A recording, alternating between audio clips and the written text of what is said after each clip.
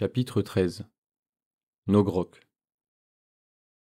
Nogrok était assis au sommet des remparts, les jambes pendant par-dessus le bord, et contemplait la jungle. C'était toujours lui et ses commandos qui montaient la garde. C'est vrai, Krastrip avait envoyé quelques boys en patrouille, mais il n'y en avait pas un qui savait quoi faire. Il se contentait d'errer dans la jungle, alors qu'on n'y voyait même pas ses propres pognes juste devant son nez, et il faisait un boucan d'enfer. La nuit commençait à tomber, mais Ruktug avait trouvé un interrupteur pour allumer les gros projos, et toute la zone autour de l'avant-poste était éclairée comme en plein jour. Les hommes risquaient pas de les attaquer discretos. Pas pour le moment. Nogrok entendait le reste de la bande de guerre de l'intérieur, ou en tout cas ce qu'il restait comme boys. Depuis qu'ils avaient tué le dernier homme et jeté son corps au bas des remparts, ils fêtaient leur victoire en pillant tout ce qu'ils pouvaient. Le chef de guerre Krastrip leur avait dit de trouver le plus de Daka possible avant qu'ils attaquent la ville des hommes. Nogrok baissa les yeux sur la clairière jonchée de corps. Il se livra à un rapide calcul. Il y avait des tas de boys morts, et ça voulait dire qu'il y en avait probablement autant de tas en moins dans leur bande. Il secoua la tête. Abruti de Krastrip. Il avait gâché bien trop de boys rien que pour prendre cette minuscule base aux hommes. Les nobs et les chefs de guerre se souciaient jamais du nombre de boys qu'ils perdaient quand ils attaquaient. Nogrok non plus, pour être franc, mais ils savaient bien que s'ils voulaient prendre la ville des hommes dans la vallée, il leur faudrait plus de boys que ce qu'ils avaient. Nogrok était sûr que si Krastrip avait bien voulu l'écouter avec ses tactiques, ils auraient eu moitié moins de boys morts, et ça voulait dire, genre, la moitié moins de tas de morts. Nogrok avait perdu 2 de ses commandos pendant l'attaque. Urgob s'était fait avoir bien comme il faut par le gros Daka des hommes qui tirait au pif dans la fumée. La faute à pas de chance, celui-là. Mork avait lancé un dé, et il avait eu un mort. Grimguk, par contre, il s'était laissé gagner par une montée sanguinaire, et il était parti à charger les hommes comme tous ces crétins de Deathskull, et il s'était fait bousiller. Bien fait pour lui, ça lui apprendrait à pas suivre les bonnes tactiques. La pile de cadavres de hommes en contrebas commençait à sentir. Les hommes puaient, quelque chose d'affreux quand ils étaient vivants, mais une fois morts, quand la décomposition se mettait en branle, ils sentaient vachement meilleurs. Nogrok prit une profonde inspiration, dilatant les narines de son nez court et écrasé, et savoura l'odeur. Les hommes morts sentaient bon, comme une vieille fosse à squig. Il comptait bien fabriquer encore plus de cette odeur. Nogrok se retourna en entendant une série de chocs métalliques derrière lui. Le chuintement et le grincement hydraulique de pas lourds d'eau. Le chef Krastrip était en train de monter l'escalier. Quand le puissant orc arriva sur les remparts, il vit Nogrok, et une grimace mécontente lui déforma les traits. Il prit une goulée de la chope qu'il tenait à la main et qui disparaissait pratiquement entre ses énormes doigts verts. « Bonsoir, chef », fit Nogrok. Il voulait dire, bien sûr, « Bonsoir, espèce de crétin ». Le chef de guerre se contenta pour toute réponse d'un grondement sourd, vibrant dans le fond de sa gorge. « Qu'est-ce que tu fous, Bloodaxe? Pourquoi que t'es pas... Hein ?» Le chef s'interrompit, attendit un moment et lâcha un long rot, gargouillant. « Pourquoi que t'es pas en train de boire à notre victoire et de faire du pillage comme que je t'ai dit? Je suis juste en train de monter la garde, pour le cas où les hommes viennent chercher la bagarre. »« Pourquoi que tu fais toujours que ça? » aboya le chef de guerre. « On n'a pas besoin que tu fasses ça. C'est nous qu'on va aller la chercher, la bagarre. » « Les hommes adorent faire des contre-attaques, chef, » fit Nogrok. Il se retint juste à temps de demander au chef s'il savait ce qu'était une contre-attaque. « Contre-attaque. Ça me semble bien être un truc d'abrutis hommes. Espèce de crétin de Bloodaxe qui aime trop les hommes.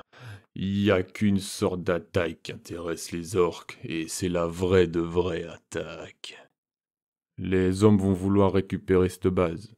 Ils vont pas tarder à attaquer parce que ils savent que t'as des tas de boys qui ont été bousillés.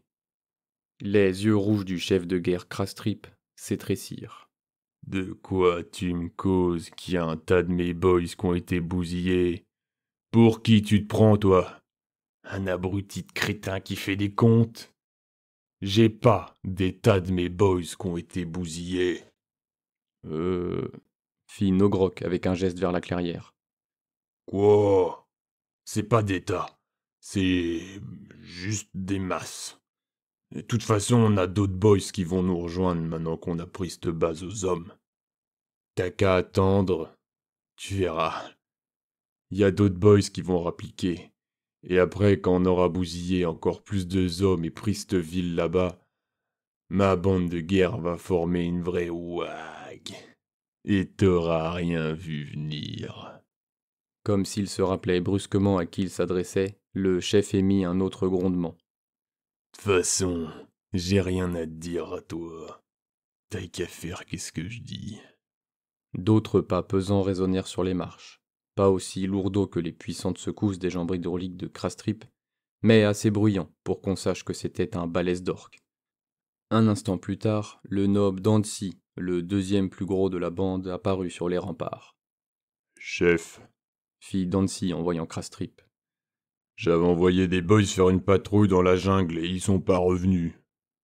Sûrement partir boire un coup dans ce cas. Fit Krastrip. Non, chef. Répondit Dancy. Les boys de la patrouille, d'après, les ont trouvés. Ils se sont fait bousiller. Quoi? Krastrip semblait bien plus ému que quand il avait vu tous les boys morts un peu partout autour de l'avant-poste. J'ai loupé une bagarre. Je pense que oui, chef. Peut-être juste un peu. On dirait qu'ils se sont entrebousillés. C'était des hommes? Demanda Krastrip. Nogrog vit clairement le petit regard en coin qu'il lui jeta à ce moment-là. Je sais pas. Ils avaient leur tête bien écrasée. Si c'était un homme, c'était un gros homme. Krastrip gronda à nouveau. Il passait son temps à gronder et grommeler. Ces sales fourbes de hommes qui se baladent tout sournois dans la jungle. Ils croient qu'ils sont rusés. Abrutis de crétins. Savent pas se battre comme il faut. Nogrog se représenta des hommes en train de rôder tout sournois dans la jungle. Il avait vu des orques se faire tuer en douce quand ils étaient sur cette sale planète brûlante, pleine de sable. Il se demanda si ça pouvait être les mêmes hommes qu'il y avait là-bas, ceux qui s'appelaient les Catachans. Il espérait secrètement que c'était bien eux. C'étaient ses hommes préférés. C'étaient des hommes balèzes, mais qui savaient faire vraiment discretos.